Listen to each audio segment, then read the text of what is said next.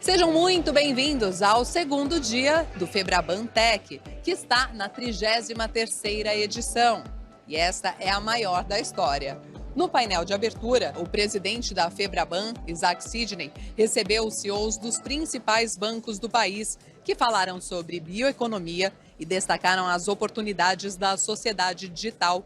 Uma plateia atenta lotou o auditório principal, nesse que foi um dos principais momentos do dia. Os visitantes se encantaram com ativações interativas, futuristas. E por falar em futurismo, ChatGPT, a evolução da inteligência artificial generativa, também foram temas de conversas nos palcos e nos workshops ao longo do dia. Oi, bom dia pessoal. Imagino que vocês já estejam me ouvindo. Eu estou me adaptando aqui com tantos devices aqui, né? Um na mão, outro no ouvido, outro aqui no olho.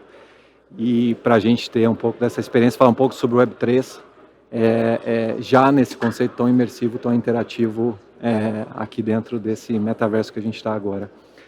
Bom, eu sou Paulo Brigatti, eu sou Head de Tecnologia na First, que é a empresa de tecnologia do Banco Santander no Brasil. E lá eu sou responsável por duas business domain, do lado de tecnologia, a business domain de investimentos e a business domain de mercados. Estou muito feliz de estar aqui hoje, né? Eu trabalho na indústria há muitos anos e sempre vim a Febraban, antes CIAB, né? E Febraban como telespectador. E esse ano eu estou muito feliz por estar aqui, poder falar um pouquinho com vocês, agora como um palestrante, e principalmente para falar de um tema tão legal, tão inovador, e de uma forma tão inovadora, né? Então, é uma alegria, realmente uma alegria. Então, a ideia é a gente falar um pouquinho sobre as oportunidades na Web3, né, relacionadas a negócio. Um papo rápido aqui, cobrindo quais são as áreas mais promissoras, que tipo de preparação que exige para, de fato, entrar nesse novo contexto, e quais são os cuidados que as empresas devem ter. Antes da gente começar a falar sobre as oportunidades, até pela novidade do assunto, achei importante trazer aqui uma contextualização de como é que a gente chega na Web 3. Bom, se ela é 3, dá para imaginar que deve ter tido uma Web 2 e uma Web 1, né? Então, essa é uma forma que eu gosto muito de enxergar um pouco dessa evolução, colocando as três lado a lado, e olhando e falando um pouquinho sobre o avanço em três perspectivas. Na perspectiva do indivíduo, na perspectiva do formato e na perspectiva do paradigma. Quando a gente fala de Web 1, a gente de fato volta no tempo aqui e pensa com a cabeça ali de meados dos anos 90 até o início dos anos 2000, e num contexto de experimentação. Basicamente como esse que a gente está fazendo aqui. A gente vê que pode ser uma experiência super legal, imersiva, mas ela ainda é básica e experimental, né? De fato, que a gente está acostumado com o avanço da tecnologia hoje, né? Então a gente vê, por exemplo, os bonequinhos aqui, um subindo na cabeça do outro aqui, acho que vocês estão vendo aí. E, de fato, isso que a gente está vivendo é um experimento e tenho certeza que vai levar a gente para um outro patamar. Então, se a gente volta lá para o passado e pensa na web, né, nesse período, a web tinha o papel do indivíduo, era basicamente o consumidor de informações que eram preparadas de forma estática por poucas pessoas e poucas empresas, e tinha essa característica experimental, mas já deu para perceber que tinha bastante potencial e começam a surgir a partir daí uma série de iniciativas de negócio para que de fato gerasse algum tipo de retorno para as empresas. O tempo passa e a gente chega ali no começo dos anos 2000, por volta de 2004, com o evento da bolha das .com, acho que o mercado e diversos setores aprenderam muito com isso, e começaram a repensar um pouco desse contexto.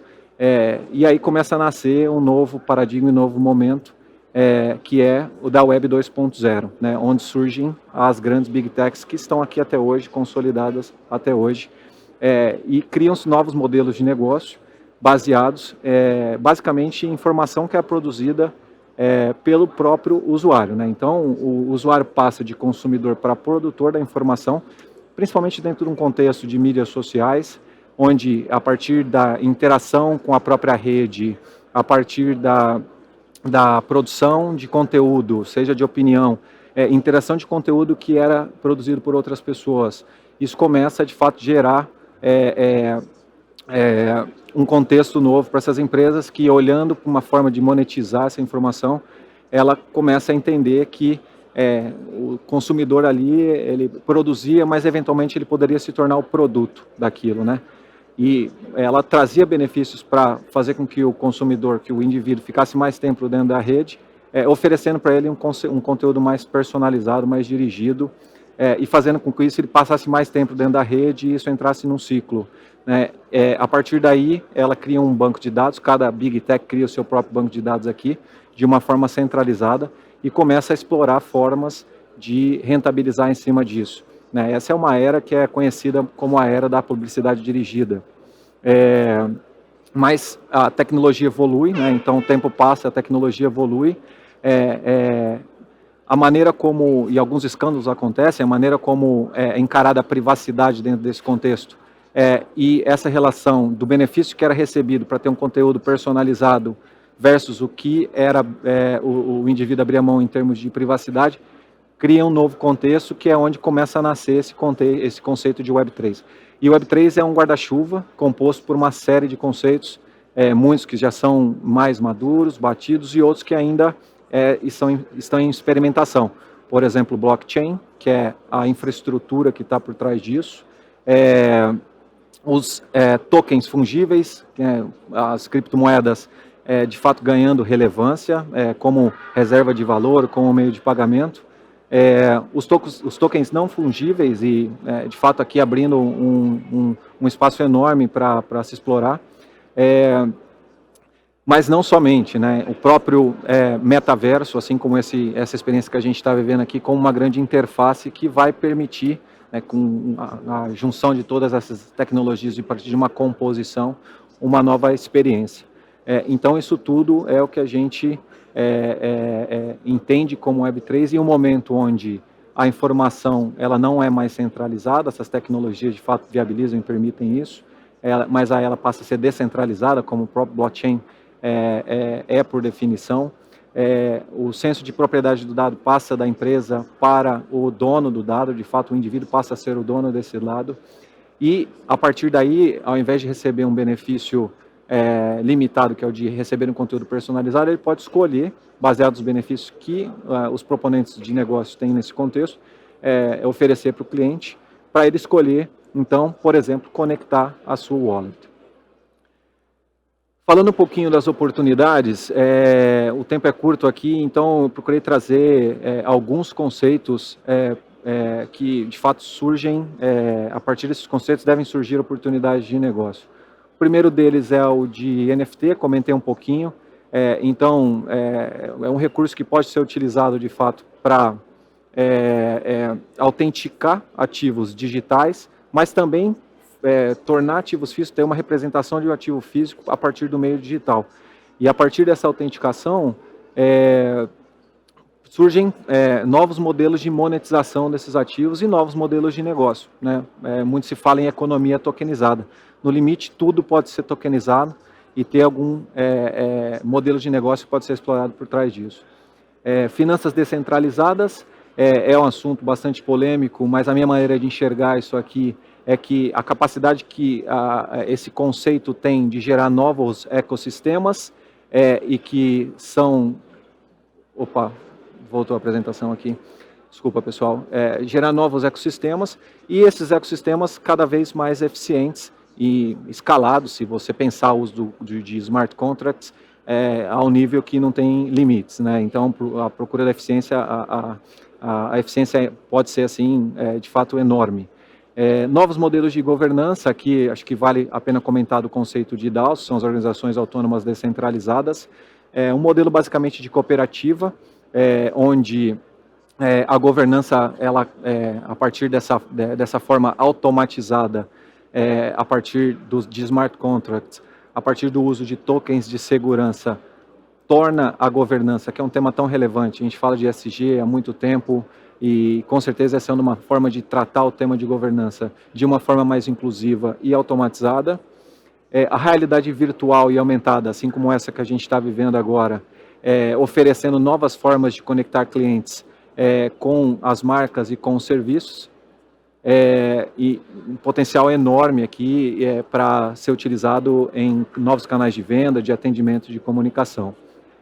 E por último, o tema de identidade digital, né? Como eu tinha comentado, o indivíduo passa a ser dono das informações que ele possui, e o controle da sua identidade, a autenticação e o gerenciamento da privacidade passam a ser oportunidades de negócio iminentes para, de fato, conectar isso dentro desse novo universo. E aí tem uma mudança de perspectiva. O cliente ele passa a escolher com quem ele vai compartilhar a informação dele e, a partir disso, né, com ele o benefício que ele pretende ter e como ele vai querer usar. Bom, e como é que nós devemos nos preparar, né, para, de fato, para esse novo contexto? É um contexto muito novo e experimental, né, esse momento que a gente está vivendo, apesar de ter muitas iniciativas relevantes já aí rodando hoje e rentáveis, enfim, tem muita coisa já acontecendo, mas ainda assim é muito novo. Então, o primeiro aspecto, acho que é o de educar sobre o tema, então, até por essa característica de ser tão novo, é importante que seja o conhecimento, a educação sobre o assunto, de fato, seja pensado de uma maneira estratégica dentro das organizações, incentivada. Então, conhecer conceitos de blockchain, de smart contract, criptomoeda, de fato entender como é que essa dinâmica acontece lá dentro e os princípios de centralização e o que vem com ele, por exemplo, o conceito das DAOs. Então, de fato, investir recursos nisso. Uma parte que é muito business as usual, mas identificar as oportunidades de negócio e desenvolver ideias a partir disso, conhecendo as dores que você tem dos seus clientes hoje e pensando como essas dores poderiam ser resolvidas de uma forma descentralizada. Isso, de fato, pode criar, de fato, um landscape aí novo e novos modelos de negócio. A importância de ter aqui dentro uma equipe multidisciplinar, acho que a essa altura a gente já conhece bem os benefícios disso, desse modelo, e aqui não é diferente, de fato é ainda mais relevante. Então essa equipe ela tem que ser multidisciplinar e tem que ser composta a partir do mix que vai de tecnologia, passa por estratégia de negócio, seja de produto, seja de marketing ou financeiro, e sem deixar de lado a experiência do usuário. E eu diria que talvez esse seja o grande desafio que a gente tem dentro desse novo mundo, é o desafio de usabilidade, né? A gente está aqui curtindo, né? Estou gostando muito dessa experiência aqui, mas imagina, ela pode evoluir muito ainda, né? Então, acho que é algo que a gente, de fato, tem que olhar de uma maneira séria, de uma maneira estratégica. Explorar parcerias, acho que uma das características desse contexto é, de fato, a característica do composability. Então, focar naquilo que você tem como core, mas conhecer todas as iniciativas que estão acontecendo no mercado, entender como é que elas juntas podem compor algo que, de fato, gera um valor mais relevante para os nossos clientes. E aqui vai tanto em aspectos mais estratégicos já de geração de negócio, mas inclusive do desenvolvimento da tecnologia em si. Então, é importante considerar participar de consórcios e protocolos existentes. E por último, né, a capacidade de iterar e adaptar e se adaptar a todo momento, né? Então é um assunto novo e essa é uma característica dentro desse novo mercado que é ainda mais fundamental, dado que a gente ainda está acontecendo. Então, ter estratégias claras, trabalhar nessas estratégias, mas ter a capacidade de fato pivotar e mudar de rota sempre que necessário. E por último aqui, né, o que a gente deve tomar cuidado aqui quando a gente entra nesse mundo, né? O primeiro, acho que é o tema de registro de marca, né? É um mundo mais sem fronteiras, mas ainda assim acho que a gente deve ter um cuidado para registrar as nossas marcas nos órgãos competentes dentro da jurisdição que a gente opera. Apesar desse contexto mais sem fronteiras, isso é bastante relevante.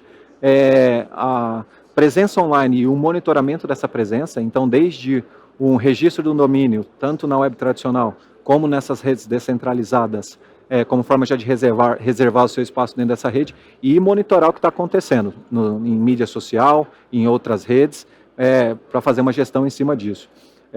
Proteção de propriedade intelectual, aquilo que vai além da marca, de fato, marcas, patentes, direitos autorais e todo o conteúdo intelectual que está sendo produzido em cima disso aqui. Se proteger contra golpes e fraudes, né? Então, o mundo digital ele vem cada dia mostrando que a criatividade não tem limite, aqui não é diferente, e devem surgir novos golpes, novos tipos de golpes, novas fraudes. Então, de fato, entender e acompanhar o que está acontecendo e aprender com isso e tomar as medidas rápidas, né, com o objetivo de proteger clientes e a reputação da própria marca. E por último aqui, a relevância de consultar especialistas jurídicos. Existem já especialistas que já de fato conhecem o assunto, já estão pesquisando, entendendo o assunto no contexto local, no contexto mundial, e é muito importante ter um assessoramento jurídico no momento que a gente decide partir para esse mundo.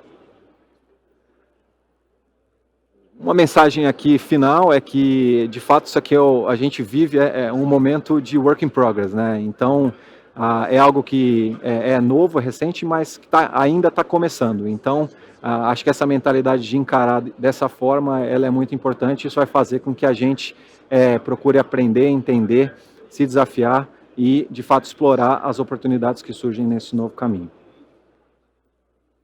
Legal, é isso, pessoal. Deixo aqui um QR Code que aponta para o meu LinkedIn e vai ser super legal, acho que dado que esse momento de aprendizado aqui, dividir um pouco de experiências, bater um papo sobre o assunto, então fico à disposição para isso. Obrigado.